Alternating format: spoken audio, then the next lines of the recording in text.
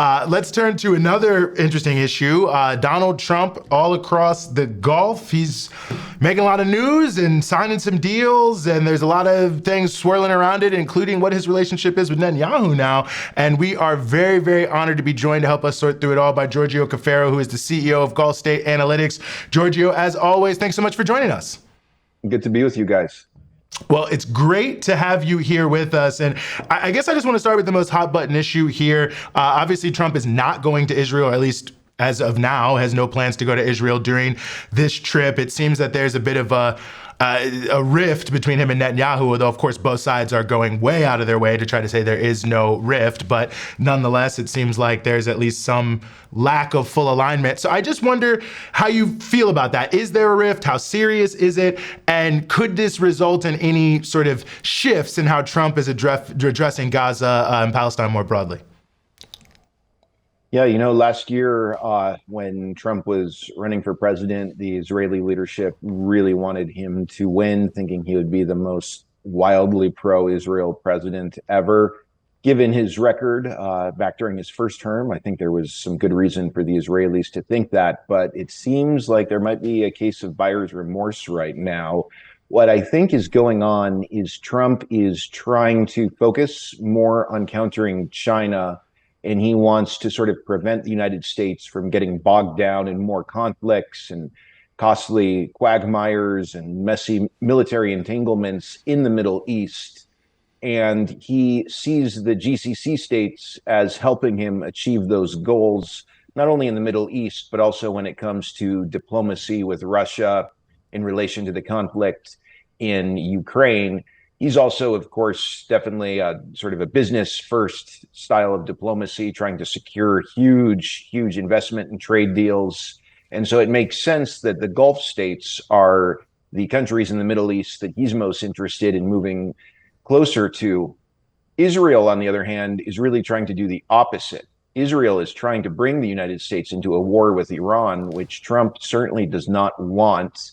And what we have seen is, a number of cases in which Trump has been taking a series of actions that are completely in opposition to the demands of Netanyahu and totally against the agenda of some of AIPAC and other pro-Israel lobby groups in the United States. Just a few examples: the decision to enter nuclear talks with the Iranians, the decision on earlier this month to enter a ceasefire pact with the Houthis, the announcement of lifting sanctions on Syria, and also direct talks with Hamas. I think this demonstrates something interesting. I think what we're possibly seeing is a shift in U.S. foreign policy, where Trump is making the U.S. relationships with the GCC countries sort of the center of gravity in a U.S.-led order or a U.S.-led agenda in the region, and somewhat sidelining Israel in the process. What this means for Gaza, maybe we'll get to later. I'm not sure what it's going to actually mean for Gaza, but on some of these other files, such as Iran, Trump is definitely telling AIPAC to take a hike. Mm. Well, we'll see if that holds, but also there's this other shocking news that came out of the last few days, and that is Trump announcing that he'll lift sanctions on Syria following that he met with Ahmed al-Sharaa, who used to be known as Mohammed al-Jolani, who's now the president of Syria. He called him a great guy with a strong past, which is kind of a hilarious way to frame him, given that this is the former leader of al-Qaeda in Syria and a former ISIS emir. But all that said, what does this reveal, Giorgio, about U.S. priorities in the region, especially after that decades-long regime change campaign in Syria that ultimately, succeeded to change the regime? And I'll add to that Sharaa is offering all kinds of goodies for the U.S. to normalize with him. And that includes potential normalization with Israel, which we just heard Marco Rubio reiterate. We heard Trump say that in his meeting with Sharaa, he talked about wanting to join the Abraham Accords. Another thing Shara is offering is to give the U.S. priority deals for Syria's oil and gas fields. He's offering intelligence sharing. I mean, he's basically offering to just be another collaborationist regime in the region. But this would be huge if he. And I was telling Eugene earlier in the show, people in Lebanon now are making bets about how long before Syria normalizes with Israel.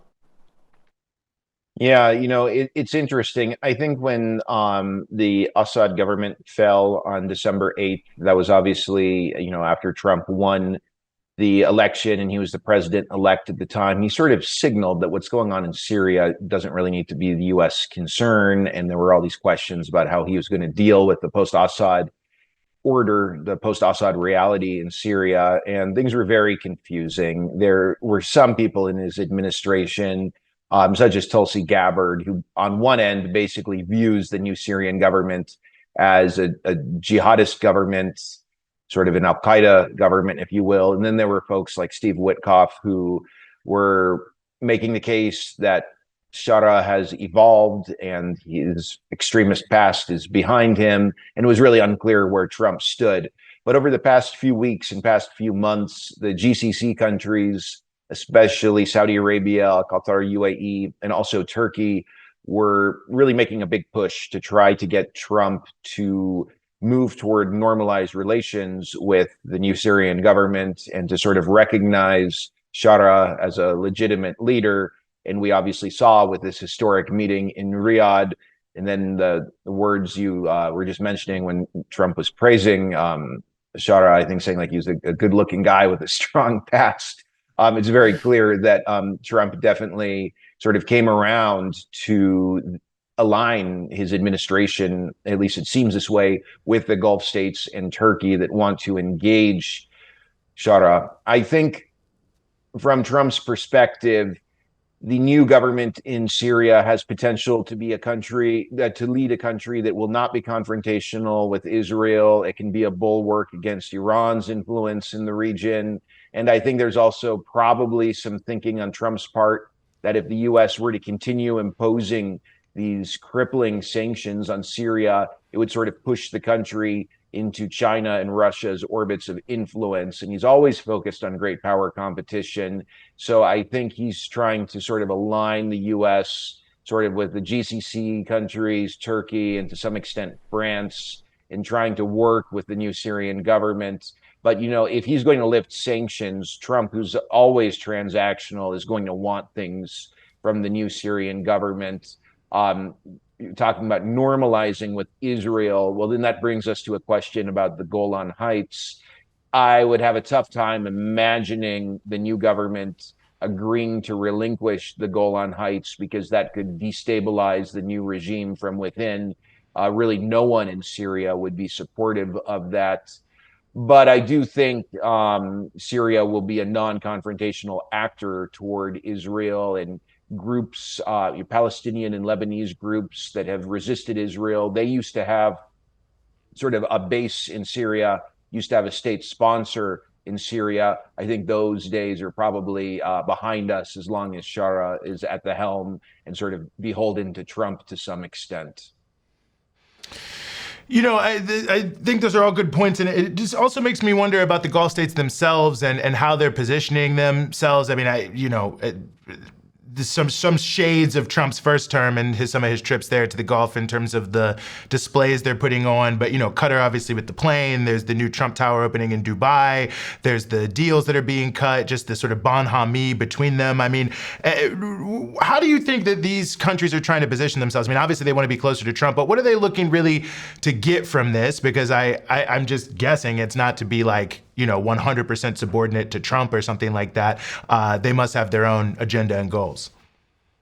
Yeah, well, it's a great point. I think the first thing to say here is that we should note how much the region has changed from 8 years ago when Trump made his historic first visit to Riyadh. At that time, Trump's message to everyone in the GCC and the wider Arab Islamic world was that he was going to pursue a very anti-Iranian, very hawkish policy against the Islamic Republic. And within the GCC, there was quite a bit of support for that. They were very pleased to see the Obama presidency come to an end and have a new U.S. president who is going to be more aggressive toward Iran. Today, however, Saudi Arabia and Iran and other GCC states in Iran are sort of in a state of detente. And also Trump is making it very clear that he wants to negotiate, he wants his team to negotiate a new deal with the Iranians, and the Saudis have made it very clear that they are 100% supportive of that. Everyone in the GCC is supportive of that now. To get to your question, though, what is it that the GCC states really want? I think one of the most important things that they're going to want from the Trump administration, and we'll see to what extent and if and when this happens, but they want him to rein in Israel. They see Israel's conduct in the region, whether we're talking about the genocide in Gaza, the aggression against Lebanon, against Syria, against Yemen. They see this as very destabilizing. And these countries in the Gulf want to have more stability in the neighborhood. They're trying to transform their economies and diversify away from oil and gas. So they want many tourists coming to the Gulf, many investors. They want more trade. And they see Israel's behavior as very destabilizing. And they understand that the United States, at the end of the day, the US is the only country that has the leverage to rein in Israel. And I think they're hoping that by giving Trump all these deals and doing these other things that serve Trump's sort of America First agenda, that he's going to go to bat for them. And they're hoping that he will start to put pressure on Israel. If that's going to happen, that remains to be seen. But this is, above all else, what the Gulf Arab states really want from Trump right now. It's so interesting. I mean, all this decadence they're sort of showering him with. And, I guess you don't know necessarily the conversation happening behind closed doors. I can imagine Israel's coming up, mostly maybe from the Qataris. I'm not sure how much the Emiratis care that much about Trump taking on the Israelis. You can correct me on that if I'm wrong. Saudi Arabia obviously has its own ambitions, but I just really quickly want to ask you with regard to Syria, because you said something that I want to challenge you on a little bit, and that is that that there's no way that Sharaa would concede the Golan Heights. And I'm not saying he'll give it away to Israel, but I could see him agreeing to something that dramatically benefits Israel. And Israel is playing a dirty game right now with the Golan. I mean, we see what they're doing with the Druze community there. You had them under attack by these forces loyal to Sharaa just earlier this month. And obviously there's a huge chunk of the Druze in Syria who are adamantly opposed to Israel, but there's a not so insignificant number of them who are viewing Israel as a potential protector, which is how Israel's trying to portray itself, as it does with minorities in the region. It picks specific minority groups to say, we'll protect you from the big bad, hordes in the region if you, and we'll give you benefits and treat you like better than we treat the other Arabs if you collaborate with us. And all that's to say, this is something they called a good neighbor policy. And Israel's patient. Israel's patient with these sorts of things. So I guess, there is this attempted balkanization of Syria is where I'm going with this, that Israel's pushing. There's certain other actors who want to see a balkanization of Syria as well. Ahmed al-Sharaa is not doing a very good job of pushing back against the elements among his forces who are attacking minorities, which makes balkanization a higher likelihood. So I'm just curious what you see happening there. I know you don't have a crystal ball, Giorgio, but there is a real concern that there could be this sort of balkanization of Syria, and that others could also, by the way, look to in the region as a kind of inspiration to balkanize even more, even in places like Lebanon. Yeah, well, I think there's no doubt that what Israel wants to do, and I mean, they speak about this very openly at the highest levels of their government. They want to see Syria totally fragmented, or as you put it, balkanized. They do not want to have a neighbor in Syria that could ever potentially down the line, decades into the future, turn into a strong state that could serve as somewhat of a counterbalancing force to Israel, which Syria did in the past. And so they view this fragile transition as a real opportunity to severely weaken Syria as a state for the long run. And you're absolutely right. They're definitely exploiting these tensions between different minority groups and the central authorities in Damascus, this propaganda line that they just genuinely care about the Druze in Syria is so cynical. It's just in efforts to divide Syria as much as possible. And Turkey and the GCC states want all of that to end. They want to see Shara be the leader of a unitary state, and they want to see the territorial integrity of Syria preserved, which is the polar opposite of what the Israelis want. I think tensions between Turkey and Israel are going to significantly influence the country's future. And what is interesting is the US is sort of a center of gravity when it comes to these tensions over Syria between Ankara and Tel Aviv. Obviously, we all know that there is a strong pro-Israel lobby in the United States, but Turkey and the Gulf states, especially Qatar, UAE, and Saudi Arabia, have their lobbies too. And Trump, I think, tends to make foreign policy decisions often based on who's the highest bidder. So there's going to be a very interesting situation in which these countries, the GCC states and Turkey on one side, try to influence Trump into not catering to the agendas of Israel, AIPAC, and other lobby groups, pro-Israel lobby groups in the US. How this will all play out, very difficult to understand, but it's a power struggle not only in the Middle East, but also inside Washington too.